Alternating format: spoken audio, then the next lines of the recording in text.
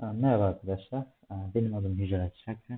Bugün birkaç tane böyle Python sorusu çözmek için böyle bir dokümantasyon yaptım. Öncelikle 6 sorumuz var. İlk sorudan da başlamak istiyorum. İlk soru kod sorusu değil, kod çıktısı sorusu.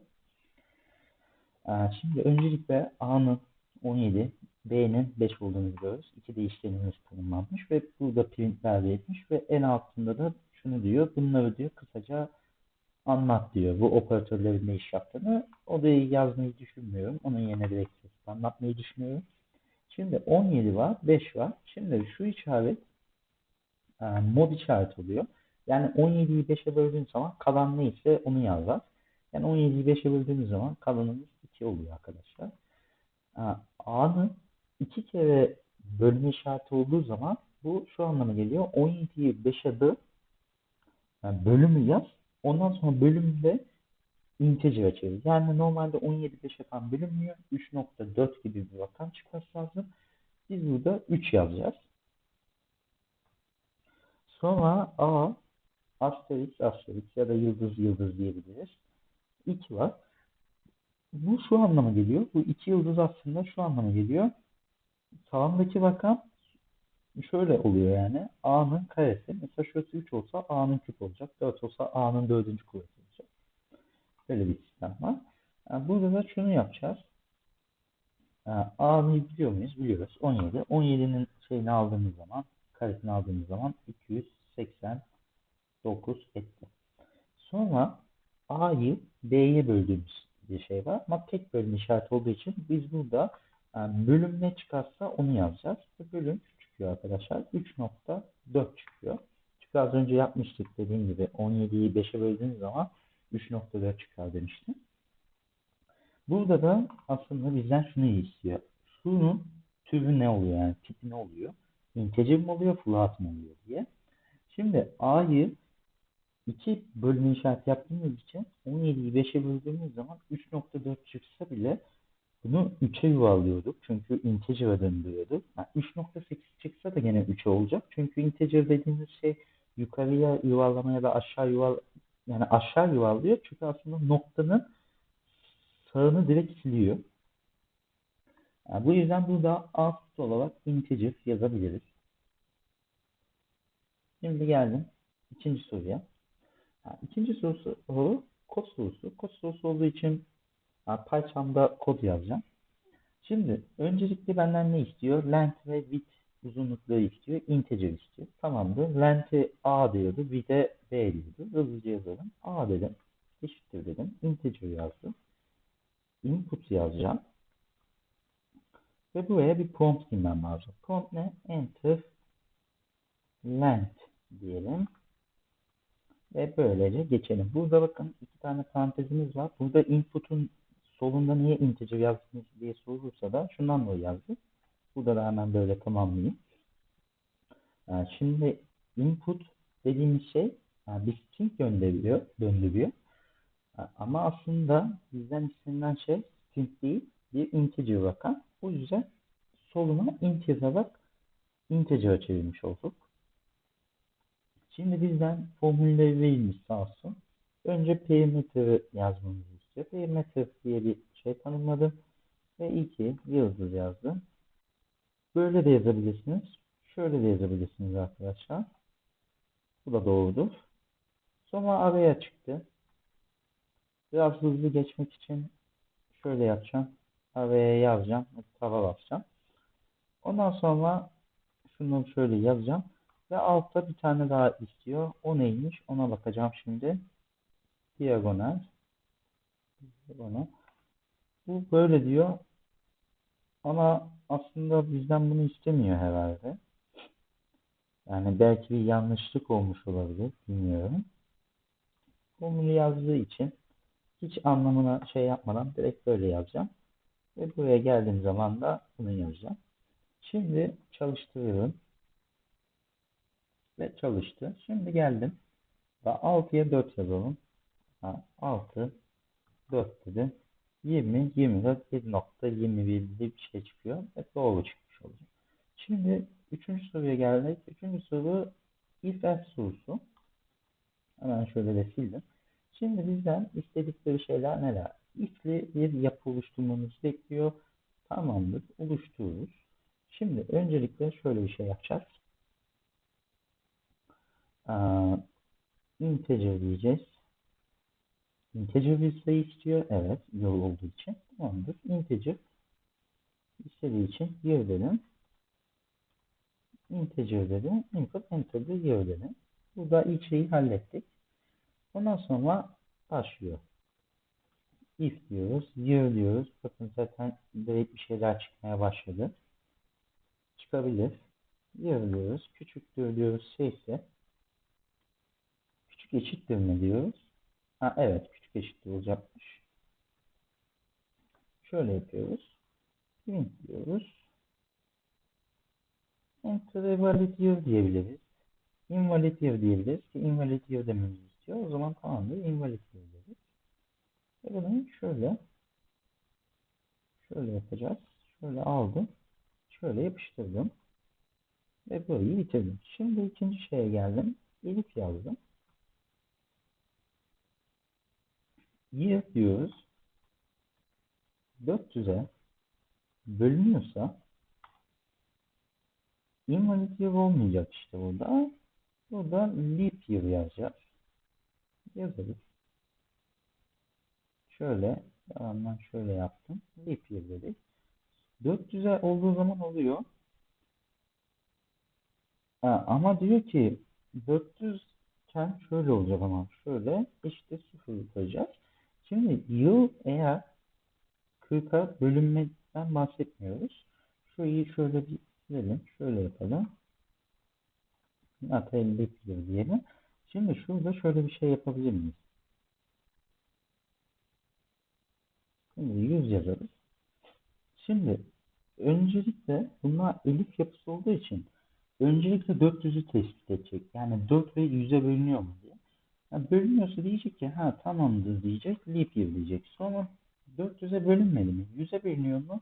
Bölünüyorsa tamam diyecek. O da öyle diyecek. Sonra leap year diyeceğiz. 4 diyeceğiz.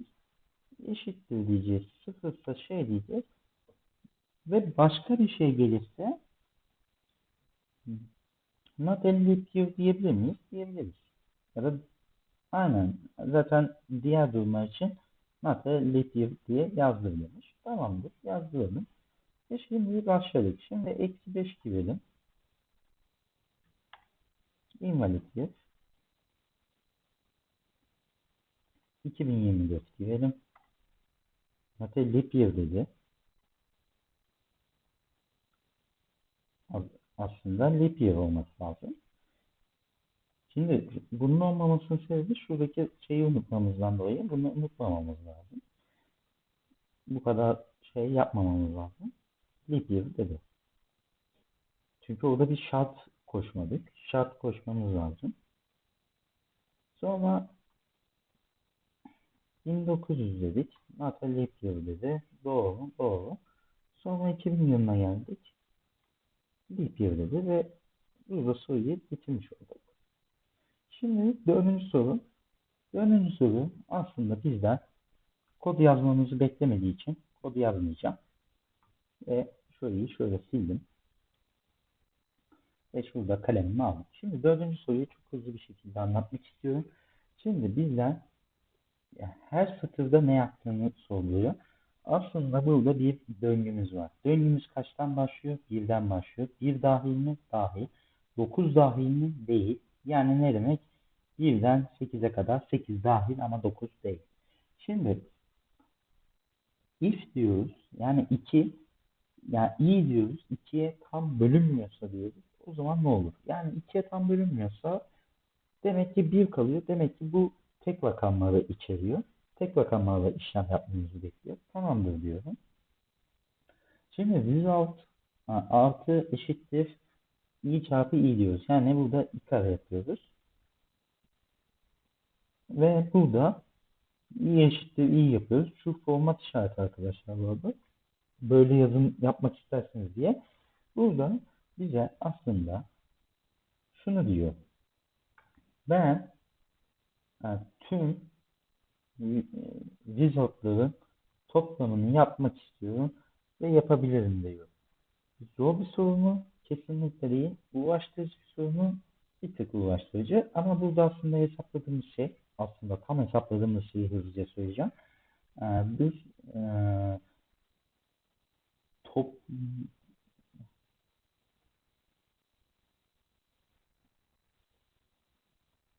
şöyle bir şey yazıyorum. Bu şu anlama geliyor. Aa,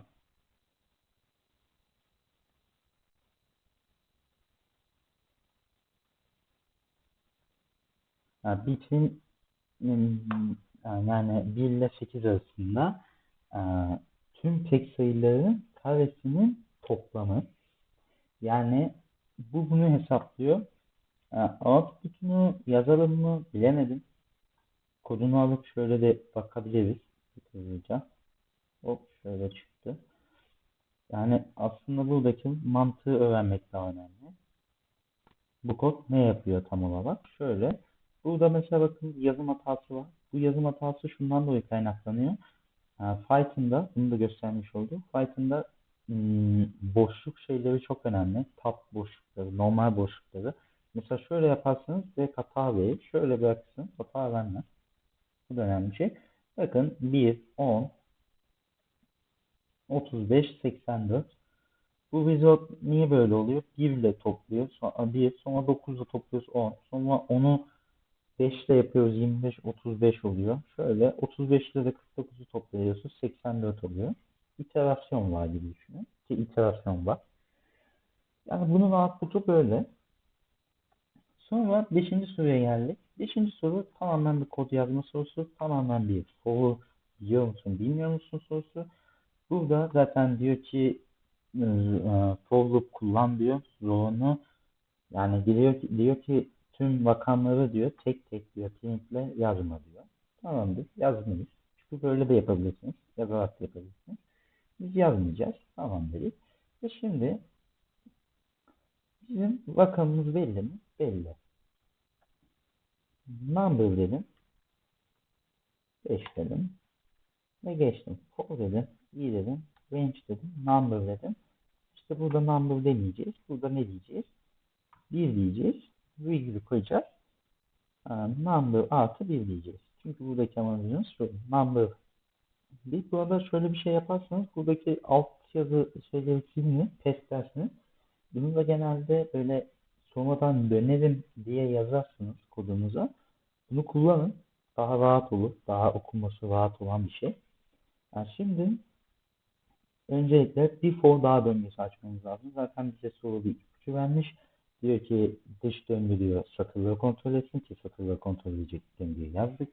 Yani iç döngü ne diyor? Ne kadar diyor rakamın yazılacağını söylesin. Tamamdır. Bunu da yazarız. Şimdi for j'de de in'de de işte burada range bu olamaz. Range'imiz ne olacak? Şimdi düşünelim. Range olarak ne olacak? 1'i bir kere yazacağız. 2'yi 2 kere yazacağız. 3'ü 3 kere yazacağız. 4'ü 4 kere. 5'i 5 kere. Yani aslında döngümüz i ne kadar değişiyorsa o kadar olması lazım. O yüzden i yazdım ve alta indim. Şimdi kimin bunu yazmamız gerekiyor. Burada i'yi yazmamız gerekiyor bu arada. Çünkü şundan dolayı i'yi yazmamız gerekiyor. Şeye 0, 1, 2, 3, 4 olduğunu düşünün. Ama aslında öyle değil. Yani buradaki önemli olan şey i'nin değeri. i 1, 2, 3, 4, 5 daha az değişiyor. Daha yavaş değişiyor. C'ye göre. C mesela 5'te 0, 1, 2, 3, 4 yazacaksınız mesela. Ama öyle olmaması lazım. Yani 0, 1, 2, 3, 4 yazıyor. Yani 5 tane şey yazıyor. Biz C'yi sadece kaç tane yazmamız gerektiği için kullanıyoruz. Şimdi bakalım. Şöyle yapalım bir de. Ee, her satır bittiğinde de şöyle bir şey yapabilir miyiz?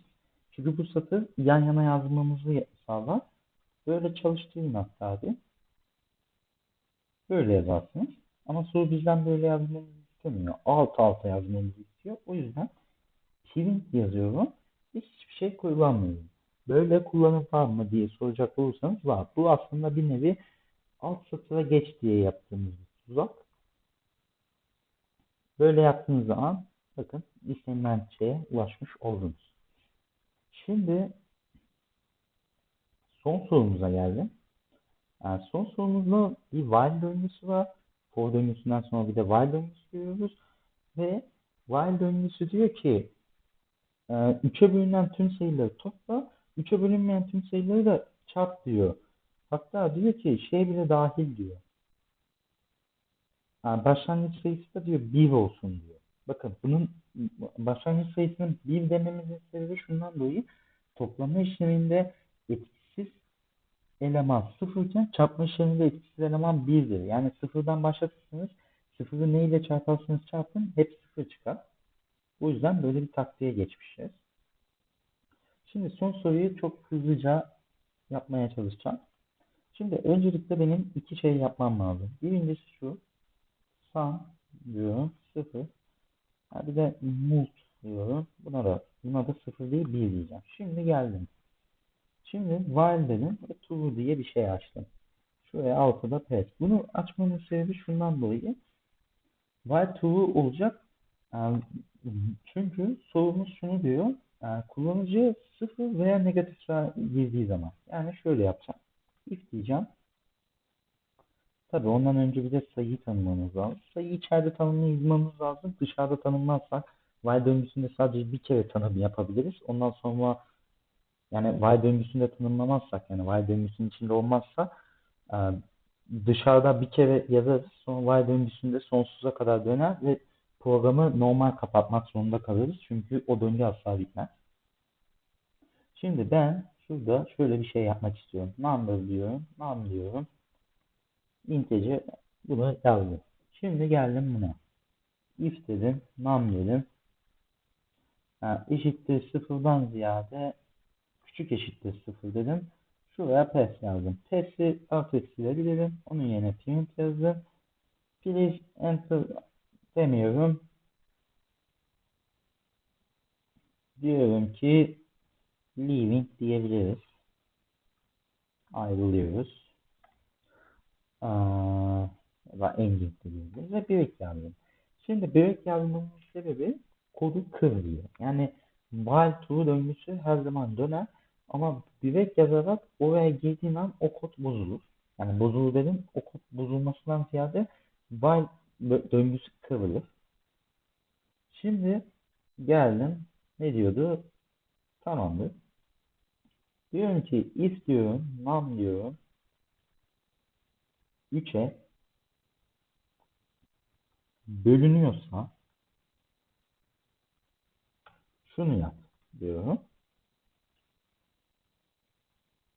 Ve sonra da diyorum ki else diyorum. Çünkü 3'e bölünmeme durumundan bahsediyorum. Mult diyorum. Çarpı 3 diyor. Yanlış. Mult diyeceğiz. Çarpı num diyeceğiz. Ve geldim buraya. Print dedim. Sum dedim. Print dedim. Mult dedim. Sonra da geldim. Şunları topladım.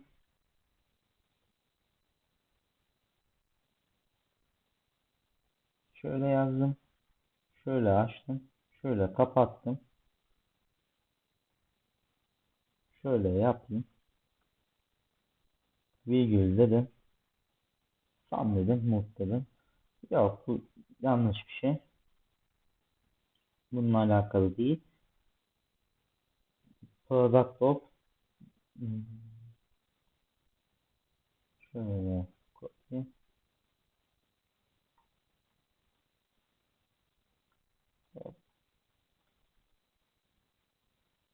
Evet.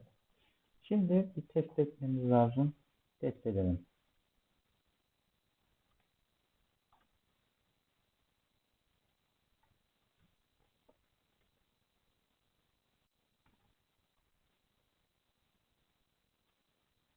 Bakın sonucumuz bu. Şuraya da iki noktayı koyarsanız daha şık durabilir. Yani bu 6 soruda aslında çok öyle zorlayıcı bir soru değil. Bu arada 5. 7. sorumuz yok. Yani burada zaten bir bilgi veriliyor. Neler yapmamız gerektiği söylenmiş, örnek çıktığında verilmiş. Ve biz bu örnek çıktığı göre hareket ettik. Bu kadardı arkadaşlar. Beni dinlediğiniz için teşekkür ederim.